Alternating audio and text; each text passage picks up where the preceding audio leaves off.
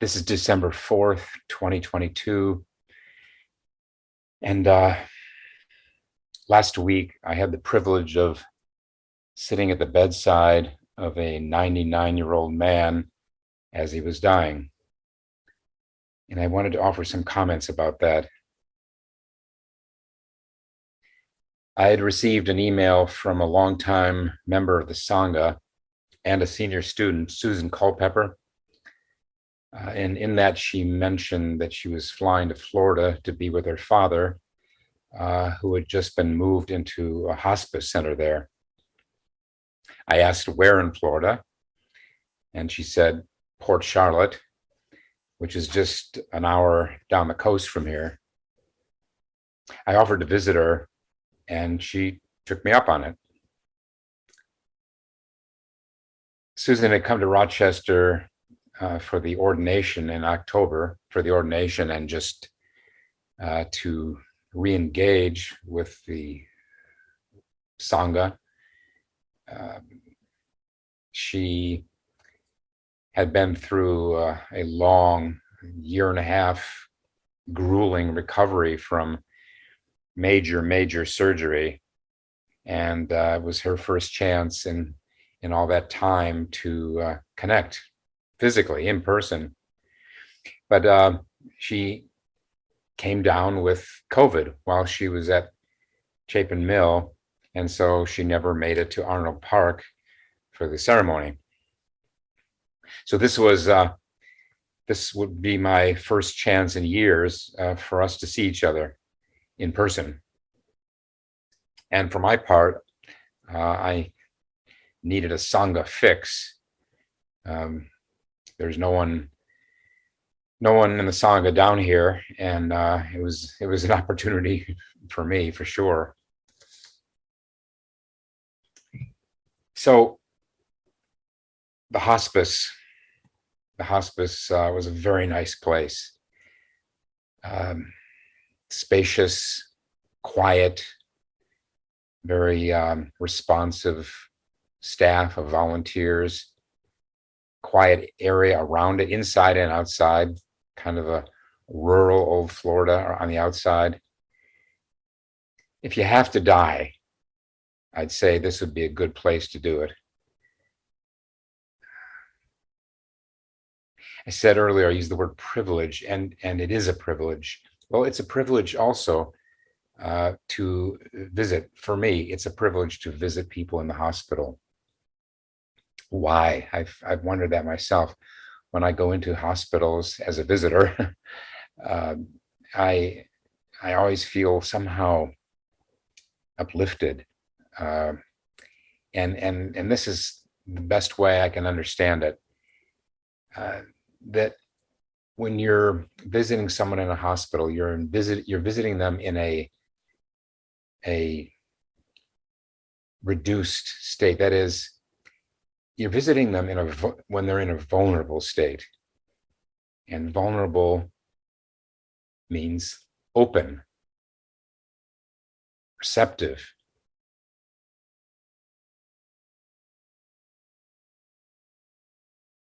I say receptive, not so much to any words of mine.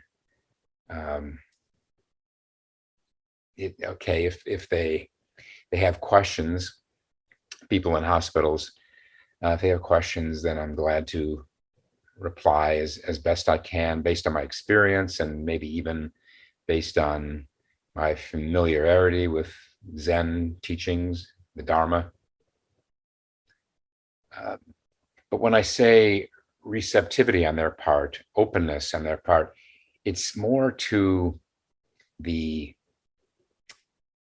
basic facts of existence, which Siddhartha encountered when he left the palace, according to the story, and his wandering through the dusty plains of northern India. He came upon a sick person, an old person, a dead person, and they say a monk, sort of by contrast. As I see it, It says in the account for the first time. Well, he was 29. He would have lived in ancient India in an environment, even the palace, where there would have been multiple generations of family. And so we don't need to take this literally. It was at the age of 29, he didn't see for the first time a sick person. He would have been sick himself, surely, by the age of 29. A sick person, an old person, even a dead person. The dead are not tucked away in India in that time, certainly not in that time, the way they tend to be in this country and Western culture. But as I understand it, that for the first time, Siddhartha really saw a sick person, an old person, and a dead person. He had gone beyond what for many of us is a denial of these basic features of human existence, all existence, not just human.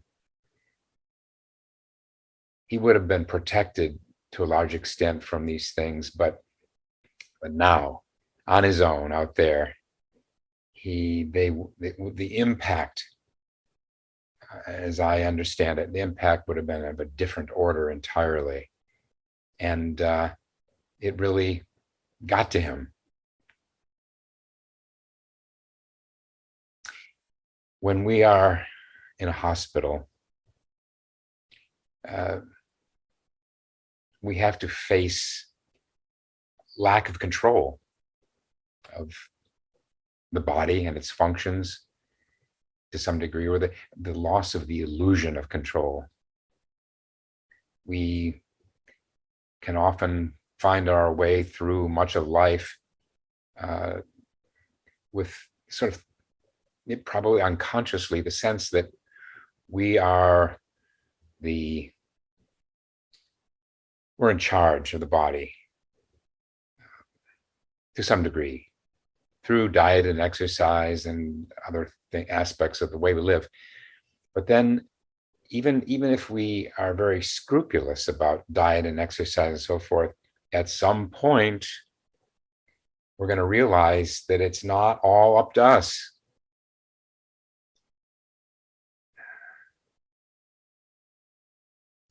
Impermanence, entropy, if you will. And nothing will bring this home quite like being on our back with serious illness or injury. I always see that as two sort of the same thing in Buddhist teaching. Sickness and injury, both of them reveal in a very forceful way the limits of our control, our management of our well-being.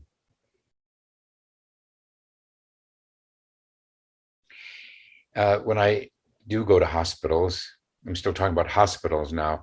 When I do go to hospitals, if someone, the person I'm visiting, is conscious and they have any questions that I might be able to answer, of course, I'm not talking about medical questions, then I will respond to what I've experienced, or at least what I've read, what I know. But otherwise, my teaching, quote unquote, and I hope anyone's teaching in that situation, is simply to be with the patient. What does be with mean? It means to be fully present, right there with her or him or them. To be right there without any agenda.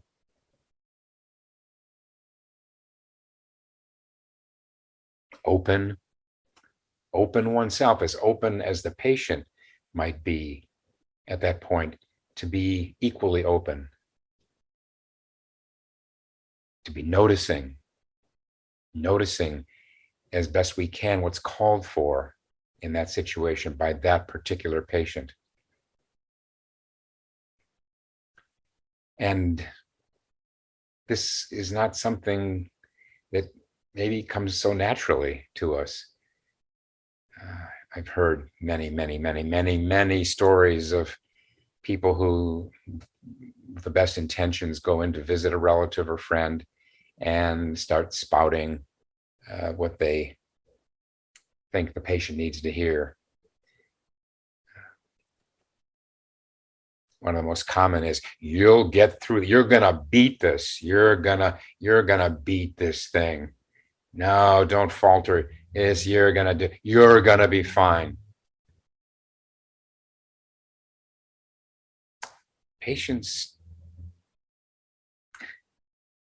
Many patients don't want to hear that, because they know it's kind of bullshit, that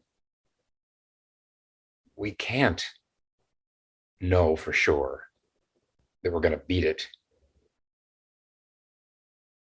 This is the sort of a cheerleading idea of visiting people in hospitals. So it's the last thing I would do. Well, maybe not the last thing. I also would not say, you're a dead duck. This is going to be too much for you. We don't need to claim to know how it's all going to resolve itself. If we're just fully there with them, noticing, watching, hearing, listening, sensing what it is they need.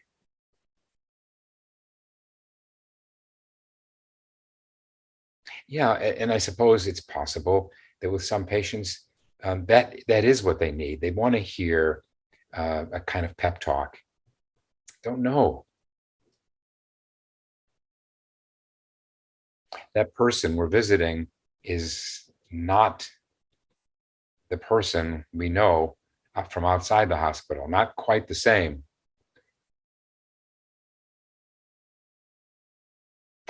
Of course, our training for doing this is Zen practice.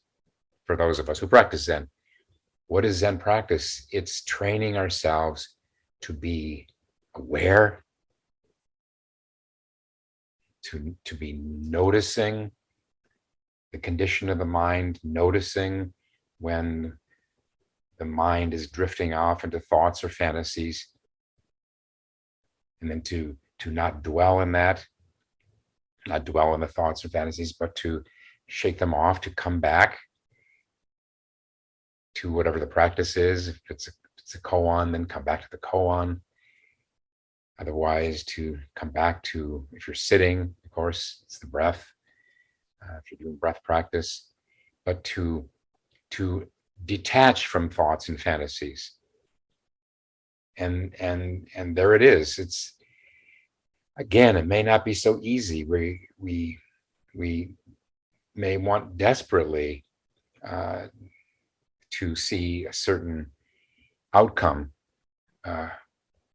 with a patient, and so we need training to be fully with them and not be imposing any kind of doctrine or belief system we have, unless they ask for it. I've had that sometimes, where the person will ask about the teaching, the Dharma. Then even then, whatever we offer, we have to be sensitive to when to stop talking.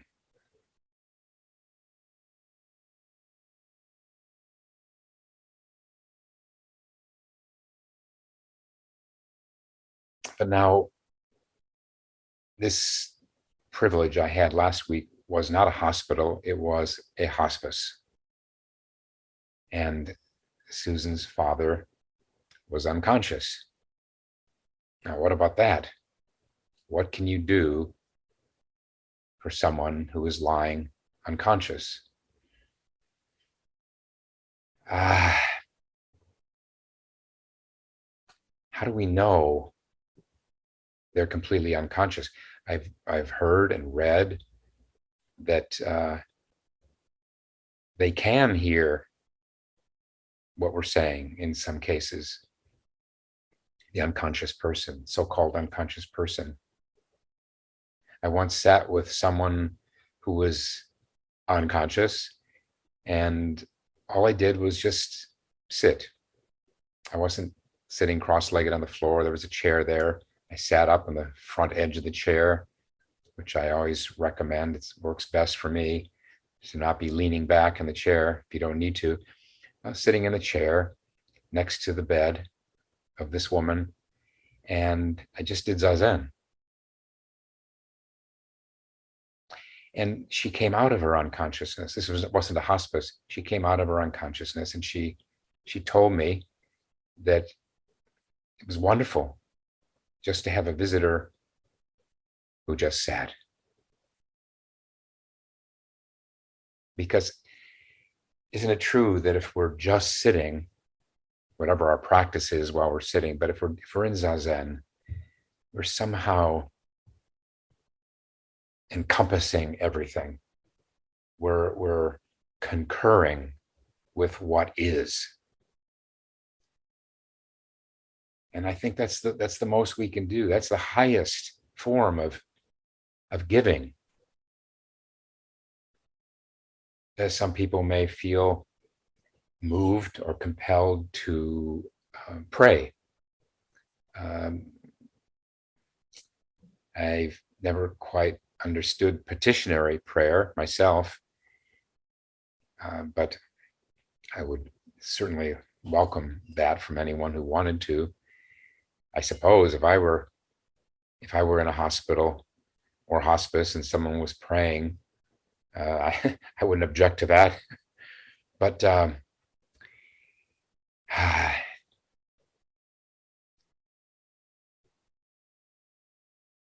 don't want to get into the whole premise of a loving, omniscient, omnipotent, omnipresent God. So let's just step away from that and just stick to what my own sense is, that just fully being with the person who is sick or unconscious or dying in unconsciousness. Vincent was unconscious. I had never met him, of course, but it was moving to sit there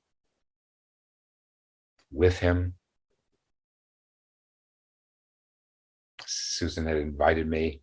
We had spent about an hour catching up before she invited me to visit him. I was pleased that she did. And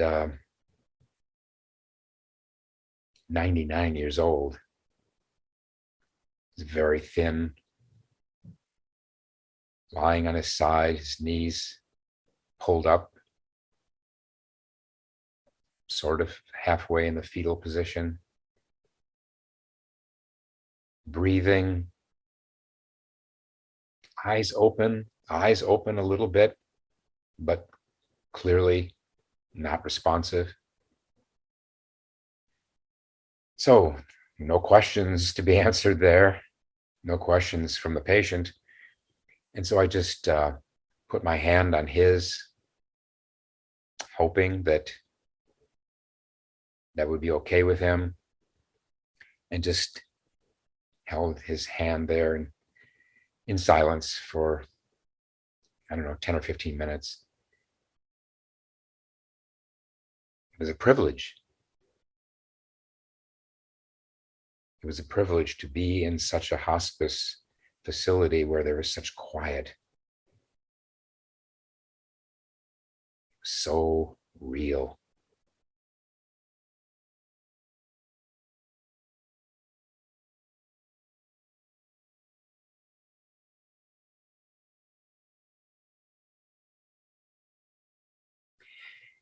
in the few cases where I've been with someone as they were dying, um, I felt a kind of, how do you describe it? Electricity doesn't quite capture it.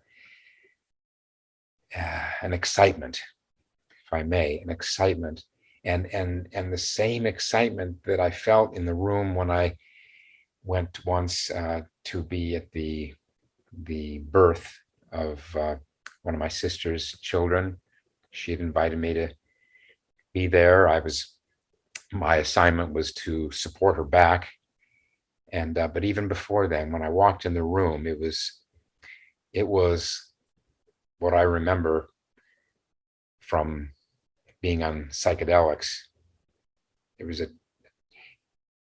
and I mean, there was a solemnity, a transcendent excitement in the room at that delivery, and can feel, just reporting from my own experience, feel the same thing when someone is dying and in hospice, or when they have just died. You know that there's in Buddhist texts, Zen texts, you hear the linkage of the term birth and death.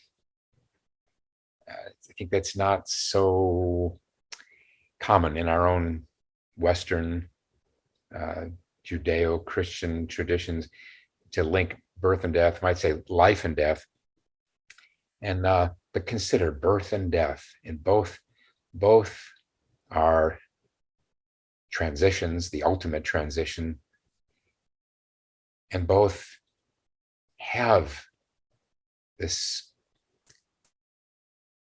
the individual who's being born, the individual who's dying has the same vulnerability, fragility, the same promise. Who can know at the birth of a child what lies ahead, and who can know as we're dying what lies ahead? You know, this is all, I think, quite a different experience if you believe in rebirth than if you don't. Maybe, to me it is.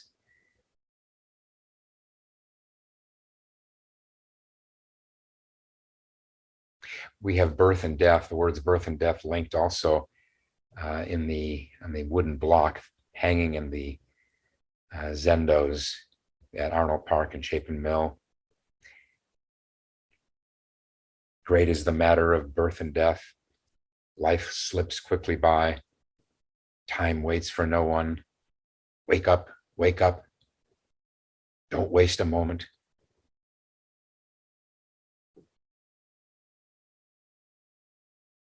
Both birth and death are times of opportunity. In the case of death, it's entering this transition that we often refer to as the bardo, the transition period, where we are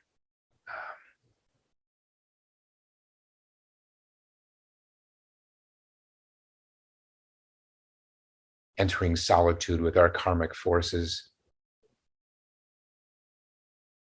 It's exciting.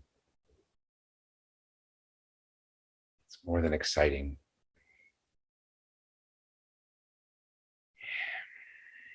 Vincent died the next day. Susan texted me. Where is he now?